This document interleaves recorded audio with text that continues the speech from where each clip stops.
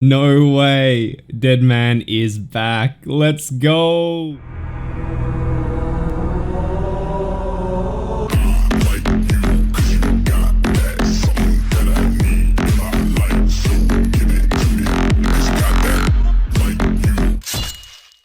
That's right, guys. Holy crap. Dead Man mode is back. The $32,000 RuneScape esports tournament that we love to watch and play. And man, it has been a long time. There are some huge changes in this one. I've spent a long time reading this 10-page news post listing all the changes, but don't worry, you don't have to read anything. I've done that for you. So if you aren't already familiar with the Dead Man mode tournament, essentially 2,000 players fight to the death and the top 16 are rewarded with the $32,000 prize pool. I've obviously linked the news post in the description, but please let me know your thoughts on the changes by leaving a comment, and if my rundown saved you time reading a 10-page RuneScape document, drop a like and consider subscribing. Alright, so let's run through all these Dead Man mode changes. So one of the first biggest changes that they've done is they've completely removed the multi-stage of Dead Man mode and made it pure 1v1s. Like, it was complete trash for viewer experience, and we've had enough YouTubers die to caves after a month of hard work, so now the top 2,000 players will have access to 4 region-based worlds, NA West, NA East, and 2 EU worlds. The worlds will have 512 player cap, so after the first fight, the remaining 1,000 players battle it out in a second round of 1v1s, until 500 players remain, and then those remaining 500 will be granted access to the final 1v1 world, where they'll all fight until only one person is left, and crown the Dead Man mode winner. As far as the prize pool split, first place is getting $20k, so pretty up there. Second will get 10k, third and fourth will each get 1k each, and 5th to 16th will get 12 months of membership onto their accounts. This time around, to qualify for the finale, there's no seasonals or qualification period. The 1 month Dead Man mode prior to the finale will be the account you use to qualify. So the top 2,048 ranked players are the ones who have access to the final worlds at the end of the month. They also say that muling or holding your bank on alt accounts is bannable, and also that if shit hits the fan during the Dead Man mode final, they won't be restarting no matter what.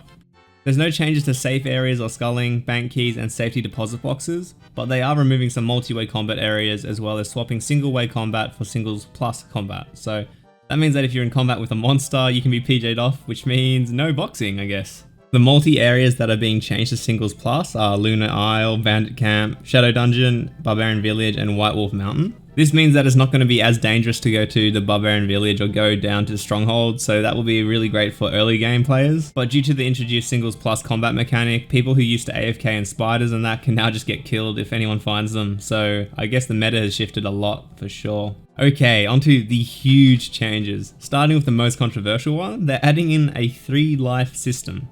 So now each player starts Dead Man mode with 3 lives. Each time you die, including through PVM, you lose a life. A non-PvP death is exactly the same as in the main game. The gravestone appears, you go back to the place and you get your stuff back. But in a PvP death, you'll keep your 3 protected items, 4 with prayer effect protect item, and the rest of your items you had equipped will go to the player who defeated you, alongside a bank key containing the top 10 most valuable items from your bank. If you lose your final life in PvP, your safety deposit box and the remaining 28 most valuable items in your bank will instead go to the PKer. You don't lose XP until your last life is lost, however when you lose your last life, your combat XP is fully reset, all items within your bank and safety deposit box are wiped, 10% of skilling experience is also lost. However, you do respawn with a fresh supply of lives, and quests that you already finished are kept. And lastly, any sigils that you've acquired will also be lost. Alright, this is really interesting, but I don't know how that's going to go down for everyone. So yeah, like you just heard me say, the sigils will be lost. So sigils are a new addition to the Dead Man mode game.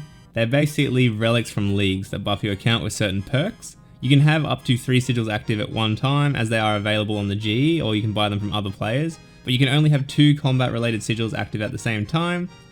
They didn't leak all the sigils, but in tier 1 we can already see the Sigil of Stamina, which gives you permanent stamina pot, Sigil of the Fighter, which gives you 10 in melee offensive stats, and Sigil of the Elves giving you more XP in skilling.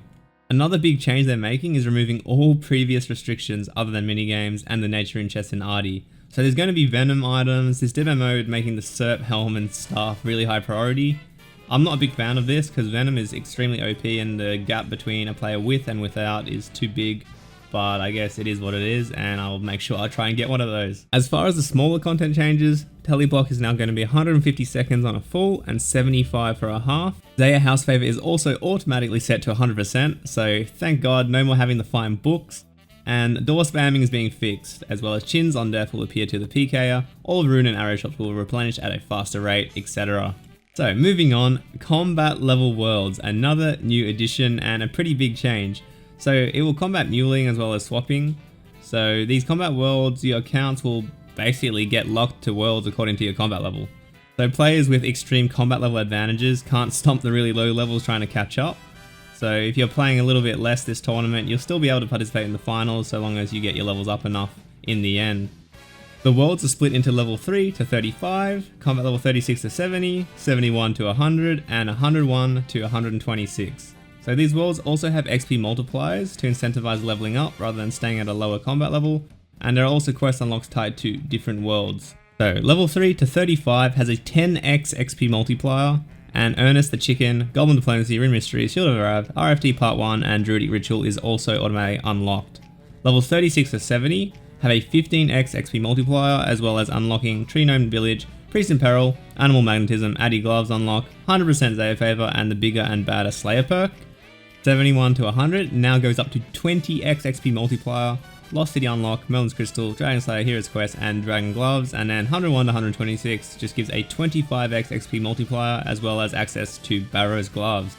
They also want players to not feel like Deadman mode is too much of a grind, so they're upping the drop rates of certain items by 3 times their normal rate. This should not only make them more affordable, but make the game mode a lot more fun for everyone, so I'm pretty stoked about that. I think that's a great change. They are also adding some extra drops onto the old Deadman only drop table. The wildy bosses, Callisto, Venenatus, Vedion, and Chaos Ellie now have a 1 in 3 chance to drop a full brew, and Scorpio, Crazy, Archaeologist, and the Chaos Fanatic have a 1 in 5 chance of dropping a full brew. Dragon Bones drop double, fishing any fish will give you 3x the amount as a normal game, and Barrows have a bonus chance to obtain potions and potion ingredients. I'm really interested to see how Barrows goes, because with this bonus drops and singles plus, I'm wondering if you can get attacked while trying to attack the brother, because before it was pretty safe to be in Barrows, whereas now there's really no escape down there. So that will be quite interesting for sure. And on to the last change, probably the biggest one as far as teams and planning and cheesing people with really high risk. Dragon Spears are being disabled. They won't push the target anymore. So you cannot be speared into rooms and door slammed. You can't get speared into a multi-area from a single area. So I don't know how people will take that. It's probably going to be an uproar on Twitter, but if anything, I'm just going to play way more aggressive because I can't get cheese like that. So I personally like it, but I guess you're going to be a lot safer and a lot harder to kill. Alright, well, that covers pretty much everything. So I've linked the news post in the description. If I helped you out with understanding the new Deadman mode, please drop a like on the video, and I'm going to be going super hard this Deadman, so subscribe if you haven't yet and comment your thoughts on all the changes that are coming up. I will see you on the flip side. Thank you so much for watching. Peace.